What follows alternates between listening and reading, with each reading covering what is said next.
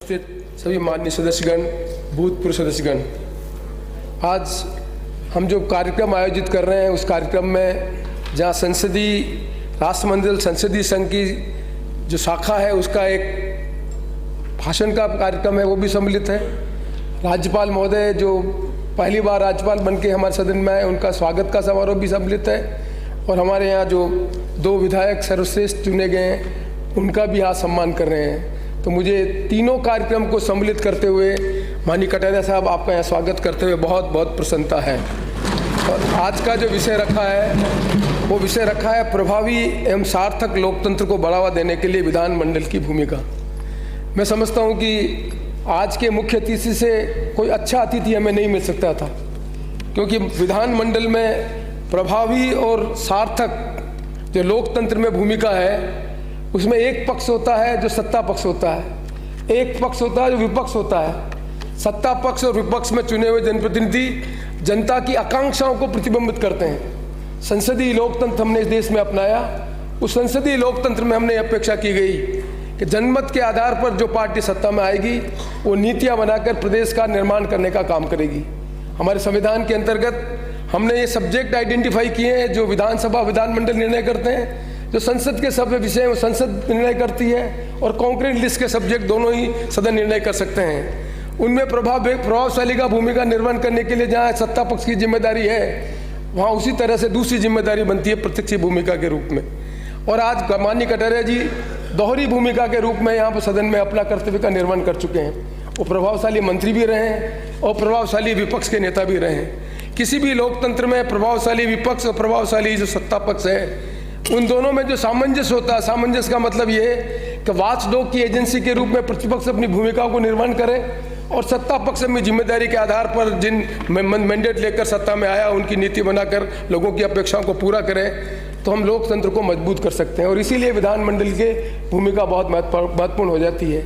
यदि विधानमंडल अपनी भूमिका का निर्वहन नहीं करते हैं तो संसदीय लोकतंत्र कमजोर होता है। और संसदीय लोकतंत्र कमजोर होने का मतलब लोगों की आकांक्षा और अपेक्षा पूरा करने का जो हमने निर्णय किया है कि संसदीय लोकतंत्र के माध्यम से करेंगे, यदि ये पूर्ण नहीं होती है तो देश में असंतोष बढ़ता है और असंतोष बढ़ने के कारण जिसके परिणाम होते हैं वो अलग अलग देशों में आपने देखा होगा, चाहे राष्ट्रपति प्रणाली के माध्यम से हो, चाहे संसदीय प्रणाली के माध्यम से हो, चाहे किसी एक पार्टी के शासन के माध्यम से हो, असंतोष बढ़ता है और असंतोष बढ़ने के बाद हम उनकी जो गवर्नेंस करने की जो नीतियाँ हैं उनके तरीके में परिवर्तन होता है।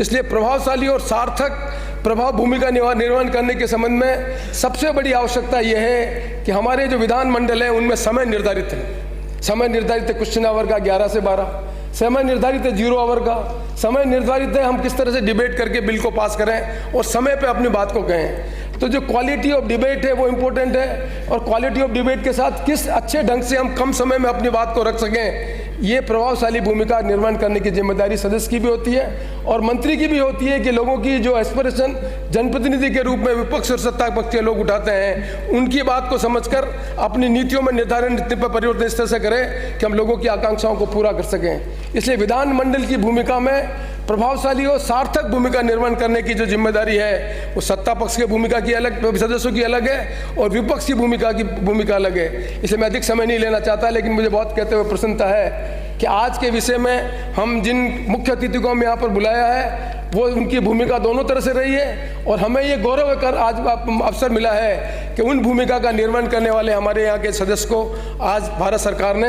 असम का राज्यपाल बनाकर उनको मनोनीत किया है। इसलिए राज्यपाल के मनोनीत के बाद एक अलग तरह की भूमिका हो जाती है। जहाँ प्रतिपक्ष सत्ता पक्ष उनकी एक भूमिका होती है, वहाँ कॉन्स्टिट्यूशन में गवर्नर की भूमिका एक अलग तरह की भूमिका है और गवर्नर की भूमिका का निर्वहन करना बहुत कठिन काम है, क्योंकि संसदीय लोकतंत्र में संविधान में हमने अपेक्षा की है कि किस तरह का हम देश का निर्माण कर सकते हैं। संविधान में हमने कल्पना की इस देश में हम समाजवाद, लोकतंत्र, धर्मनिरपेक्ष देश को निर्माण करना चाहते हैं। संविधान में हमने निर्णय किया है कि डायरेक्टिव प्रिंसिपल के आधार पर संवैधानिक तरीकों से हम आगे बढ़ाकर देश का निर्माण करना चाहते हैं। तो गवर्नर की भूमिका वहाँ पर वेल डिफाइन है कॉन्स्टिट्यूशन में गवर्नर की भूमिका। उसमें गवर्नर की एक बहुत बड़ी भूमिका यह है कि संविधान में जो व्यवस्था है उनको ध्यान में रखते हुए अपने कर्तव्य का निर्वहन करना। अब ये भूमिका का काम निर्वहन करने का काम माननीय कटारिया जी आपको मिला है। मैं समझता हूं कि जो विधानमंडल की भूमिका में जो भूमिका आपने प्रतिपक्ष के रूप में, सत्ता पक्ष में मंत्री के रूप में जो प्रभावशाली भूमिका का निर्वहन किया है, ठीक उसी प्रकार राज्यपाल के रूप में भी आप एक प्रभावशाली भूमिका का निर्वहन करेंगे, जिसमें हम गौरवान्वित होकर कह सकें कि हमारे विधानसभा के सदस्य के रूप में जो कटारिया जी को अलग अलग भूमिका करने का मौका मिला, वो गवर्नर की प्रभावशाली भूमिका निभाकर उन्होंने देश में अपना स्थान बनाया। हम आपसे अपेक्षा करते हैं, इसलिए मैं एक बार मैं पुनः आपका हृदय से स्वागत करता हूं और आशा करता हूं कि आपकी ये भूमिका संसदीय लोकतंत्र को मजबूत करेगी। और आज के दिन जो हमारे 2 विधायक हैं जिनको हम आज बेस्ट विधायक के रूप में हम यहाँ पर उनको सम्मानित कर रहे हैं, उनके संबंध में भी निश्चित तौर पर मैं 2 बात कहना चाहता हूँ। एक अमीन खान जी को हमने, माननीय सदस्य को हमने सर्वोच्च विधायक के रूप में चुना है और एक श्रीमती अनिता जी को चुना है। अनिता जी और माननीय श्री अमीन खान जी के बारे में मैं निश्चित तौर पर कहना चाहता हूँ। अमीन खान जी को मैंने एक विधायक के रूप में देखा है, एक मंत्री के रूप में उनकी भूमिका देखी है और एक अध्यक्ष के रूप में मैंने देखा है कि माननीय अमीन खान जी कितने कम समय में अपनी बात को कितने प्रभावशाली ढंग से रखते हैं। चाहे प्रश्नकाल का सवाल हो, चाहे ध्यान आकर्षण का सवाल हो, चाहे डिमांड में अपनी बात करने की हो, बहुत सार्थक रूप से अपनी बात को कहते हैं। लेकिन हम पढ़े लिखे लोग हैं, अपनी बात को कह सकते हैं, लेकिन एक व्यक्ति जिसको पढ़ने का अवसर नहीं मिला, लोगों के बीच में रहकर जिस तरह की लोगों की समस्याओं को समझा, उसको अच्छे ढंग से आर्टिकुलेट करने का काम किसी ने सदन में किया है, तो मैं समझता हूँ कि अमीन खान जी को मैंने देखा है। इससे मुझे बहुत प्रसन्नता है कि आज हम अमीन खान जी जैसे सदस्य को एक बेस्ट विधायक के रूप में हम यहाँ पर सम्मानित कर रहे हैं। ठीक उसी प्रकार श्रीमती अनिता बघेल जी को मैंने एक विधायक के रूप में देखा है और मुझे आज भी स्मरण है कि जब विधायक के रूप में जब पहली बार इन्होंने डिबेट में भाग लिया, तब सीएजी रिपोर्ट को इन्होंने रेफरेंस दिया। शायद प्रथम बार के विधायकों को मालूम भी नहीं होता कि सीएजी रिपोर्ट क्या होती है। सीएजी रिपोर्ट को डिबेट का आधार बनाकर किसी ने पार्टिसिपेट करने का काम किया, वो श्रीमती अनिता बघेल जी को मैंने एक विधायक के रूप में देखा है और मैंने इनके मंत्री के रूप में भी इनके काम को देखा है। और आज प्रतिपक्ष में जो इनकी भूमिका है, उनमें भी प्रभावशाली ढंग से जो विधानसभा के प्रश्नकाल है, 0 आवर है, डिमांड है, उसमें प्रभावशाली ढंग से अपनी भूमिका का निर्वहन किया है। और आज हम अपेक्षा करते हैं कि हमारे देश में महिलाएं आगे बढ़ें। उन महिलाओं का आगे बढ़ने में इस तरह की पार्लियामेंटेरियन यदि महिलाएं आगे बढ़ती हैं तो निश्चित तौर पर हमारे समाज में जो और महिलाएं हैं वो आगे बढ़कर संसदीय लोकतंत्र को मजबूत करेगी।